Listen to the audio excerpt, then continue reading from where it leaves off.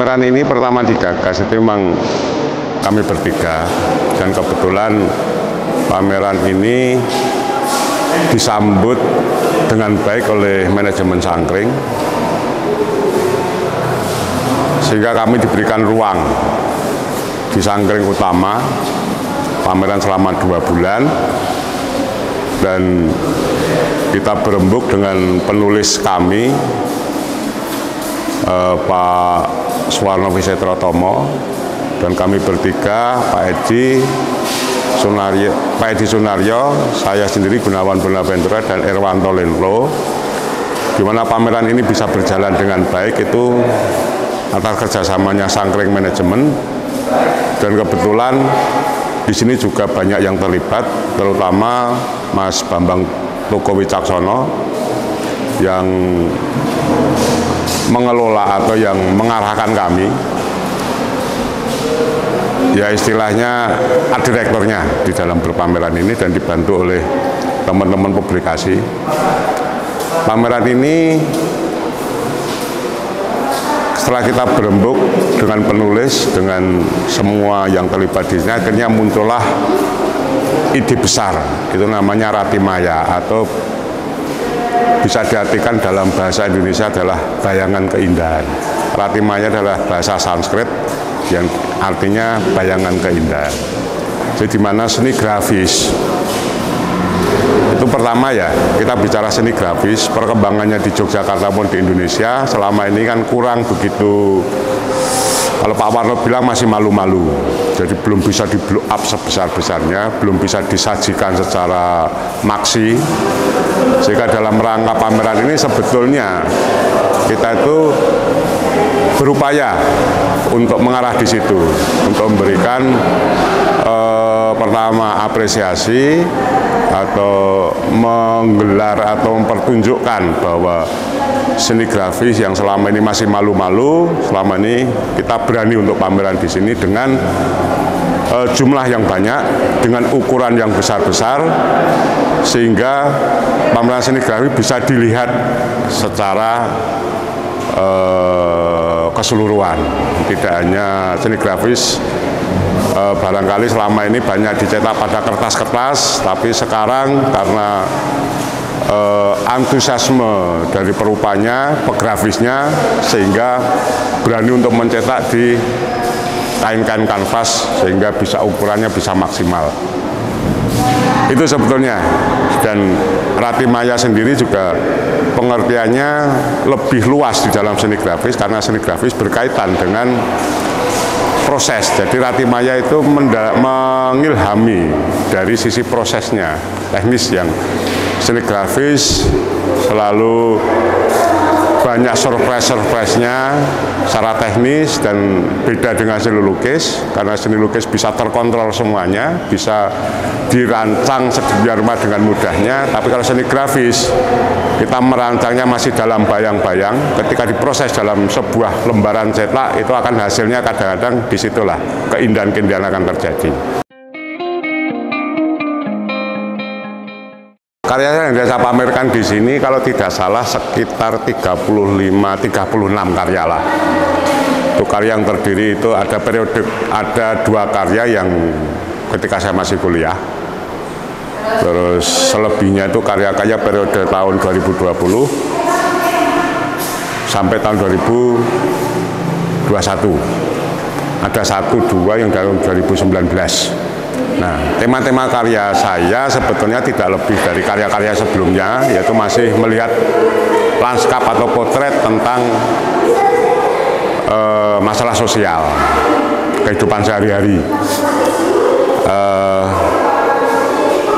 Banyak hal yang kita potret dalam kehidupan sehari-hari karena kita selalu berinteraksi dengan kehidupan sehari-hari. Ada kesan-kesan yang estetis, ya, secara artistik yang patut saya angkat.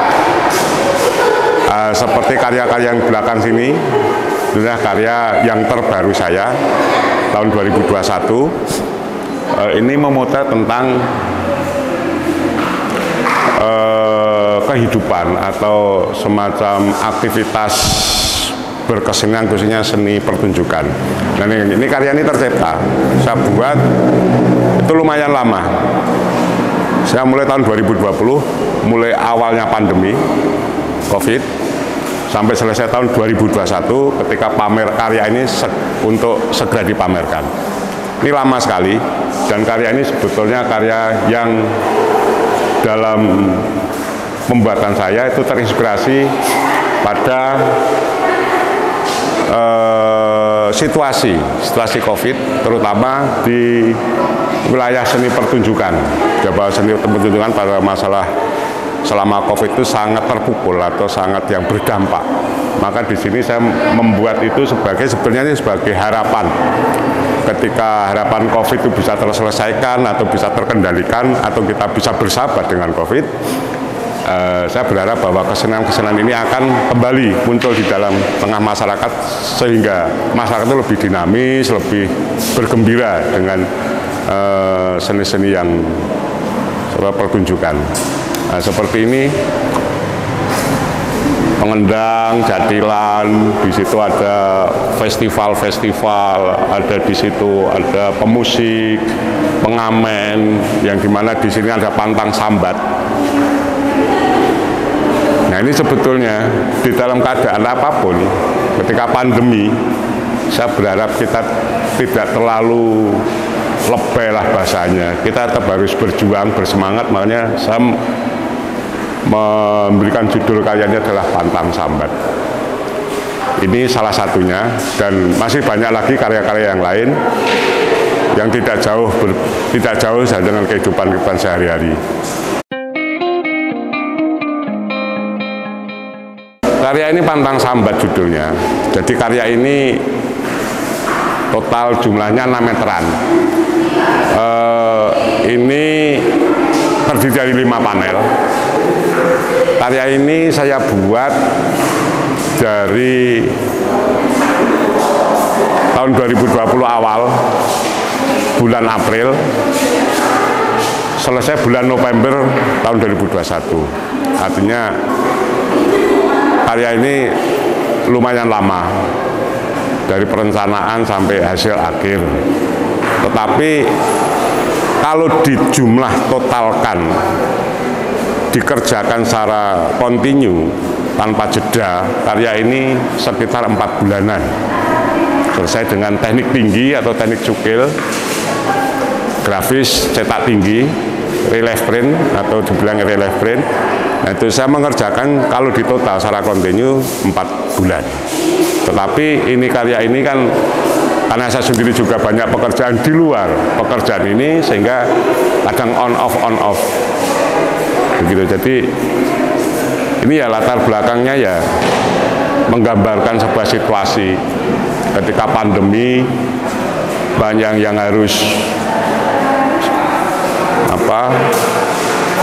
hilang dari peredaran, terutama seni-seni pertunjukan, festival-festival apapun. Maka di sini saya buatlah karya itu sebagai harapan nantinya kalau COVID sudah bisa terkendali atau kita sudah bersahabat dengan COVID, kegiatan-kegiatan ini bisa muncul kembali ke dalam kehidupan sehari-hari.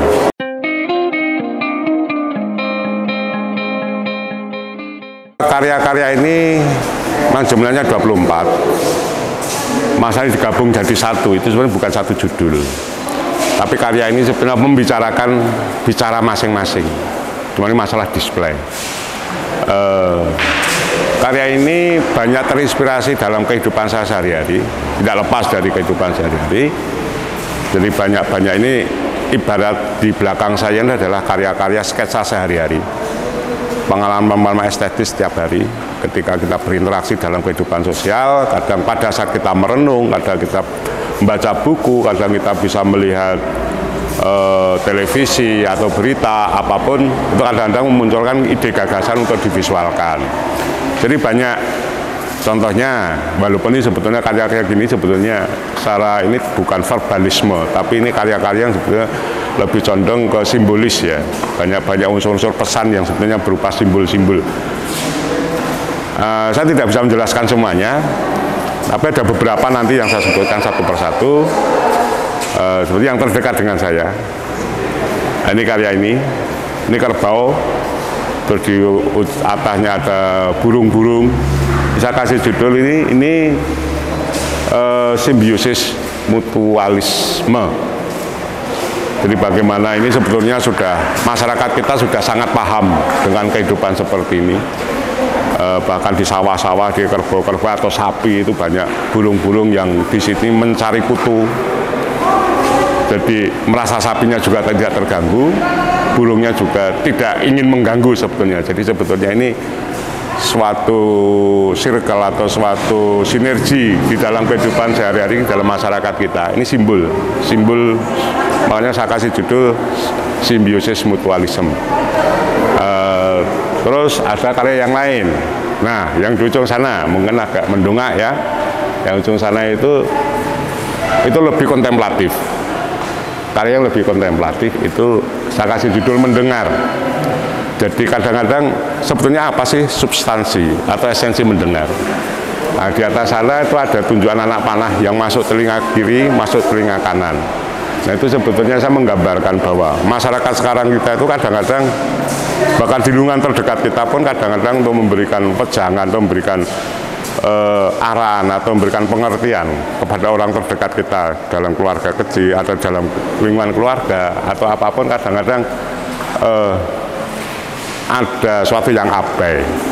Kadang masuk telinga kiri, masuk telinga kanan, bahkan sebaliknya masuk telinga kanan, keluar di telinga kiri. Ini sebagai simbol, penggambaran simbol sebetulnya. Terus ada lagi seperti ini. Nah, ini pemusik. Ini saya kasih judul Kidung Malam. Judul Kidung Malam.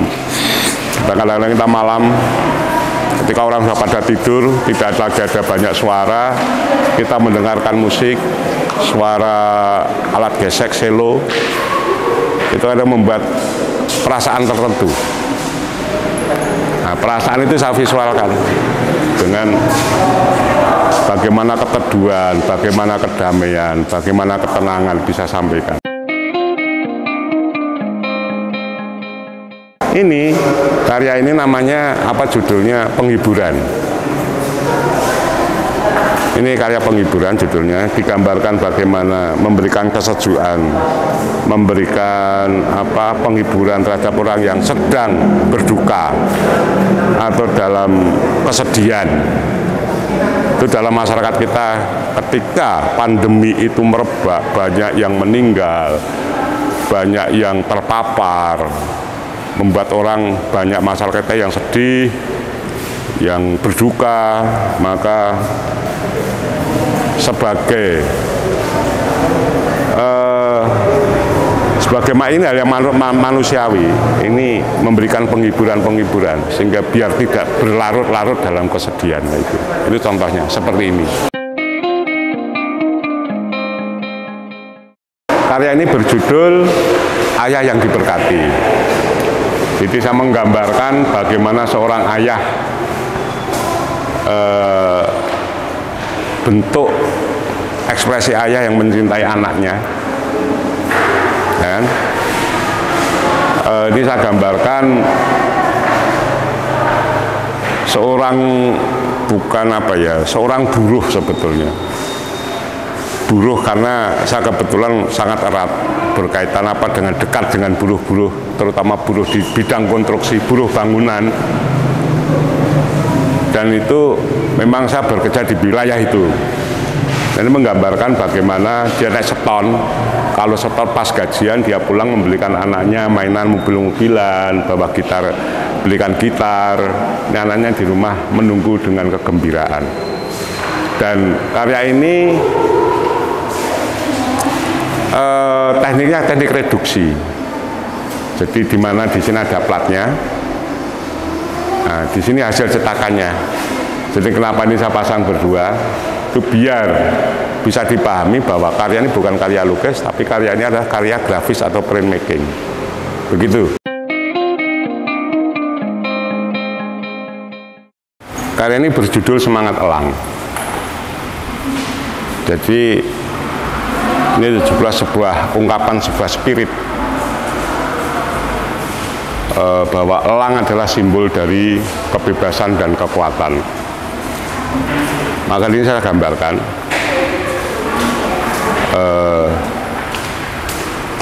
ada elang, ada figur manusia. Di sini ada tulisan Everlast yang biasa dipakai oleh petinju. Nah, ini sebetulnya saya hanya pengen menyampaikan bahwa hidup harus bersemangat, hidup yang harus tahan dengan tantangan, harus struggle. Maka ini saya gambarkan karya yang tidak terlalu hiruk pikuk, tapi saya lebih fokus kepada bagaimana interaksi elang dan figur manusianya. Ini sebagai spirit elang, sehingga dalam kehidupan sehari-hari manusia harus bekerja keras, harus optimis, dan harus semangat. Secara umum, saya punya harapan, dan sebetulnya pameran ini dibuat atau digelar di sini, di Sangkring ini, di mana Sangkring yang sudah punya nama, jaringannya sudah luas. Sebetulnya ini pameran yang sifatnya provokatif. Ini acara ini sebetulnya pameran yang provokatif. Kenapa provokatif? Karena dengan pameran ini punya harapan, kami punya harapan bahwa nantinya akan menggiatkan lagi teman-teman atau seniman-seniman, grafikus-grafikus untuk lebih giat lagi, untuk lebih bersemangat dalam pembuatan karya-karya seni grafis. Dan tentu saja di sini sangat dekat dengan pengunjung-pengunjung anak-anak muda, dengan harapan memperkenalkan seni grafis pada khalayak dan juga memberikan spirit penyemangat bagi terutama mahasiswa-mahasiswa yang jurusan seni grafis, terutama di ISI atau di institusi-institusi yang lain, untuk lebih